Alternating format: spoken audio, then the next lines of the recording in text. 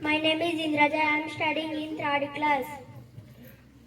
Dehinosmin yada dehe kaumaram yavvanam jara tada deham tarapraptimi ధీరస్తస్తనముహ్యతి. ఈ శ్లోకం జీవాత్మకు సంబంధించినది. భావము: దేహికి దేహం నందు బాల్యము, యవ్వనము, కౌమారము, ముసలితనము వరుసగా ఎట్లు కలుగునో అట్లే శరీరం నందు మరణం కూడా కలుగుచున్నది. వాసాంసి జీర్ణాని యదా విహాయ నవాని గృహ్ణాతి నరోపరాణి తదా శరీరాయ విహాయ జీర్ణ నన్యాతి సంయాతి నవాని దేహి. ఈ శ్లోకం జీవాత్మకు సంబంధించినది.